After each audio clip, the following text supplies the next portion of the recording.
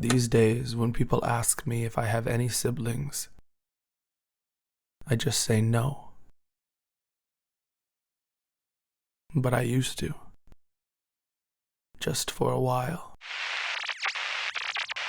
Tommy was my little brother, and by the time he was 3, we were best buddies. I remember how we used to wake up at about 5 a.m. on Saturdays to watch cartoons and kick up a hell of a ruckus until Mom and Dad booted us out of the house. Then we'd just go play on our swing set, or maybe try to skip stones at a creek, or we'd just run around. But he got sick the next fall. It wasn't anything too bad, just a common cold, or so we thought. My parents didn't really do anything about it, they just figured they'd let it run its course. Oh, poor frickin' kid. Probably went through a pack and a half of Kleenex a day, but that didn't help any. He was sneezing every other minute, spewing his snot all over the place, and I wouldn't have spent much time around him if my parents didn't make me. That's how we ended up in the garage that day. We went out to run around, but because of Tommy's cold, Tommy got tired after just a few minutes. And so when we headed back inside, that's when he sneezed on me. Call it the straw that broke the camel's back. All of a sudden, he started yelling about his cold and how gross it was to sneeze on everything and everyone, and he sneezed on me again. And that's when he really lost it.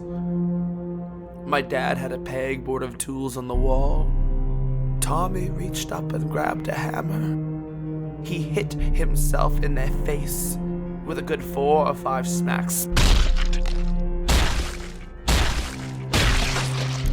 Again and again. I think I was in total shock until then. I literally could not believe what I had just witnessed, but when I finally came to fruition, I went to help Tommy, but I stopped when I got closer to him. I tried to write about what his face looked like a few times, but I just couldn't do it.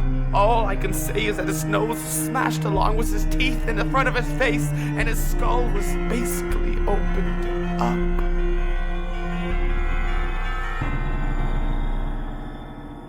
But something was moving inside there. Something moved past a part of his skull, and for a while I thought it was a huge living booger. And in a way it was. It was a slug. The first of a few that the doctor said were living in his nasal cavity. All the slime they were producing, that's what was making him sneeze so much. Because of the way it happened, I think my parents told everyone that Tommy died in an accident. I'm not really sure, and they're not around to tell me if I would have asked them what they said. Regardless, my friends from school didn't buy that. So when they asked me how Tommy really died, I told them the same thing that I told the cops. Which is the same crap that I wrote just now. But that's not how Tommy really died. You see, Tommy couldn't have reached for Dad's hammer.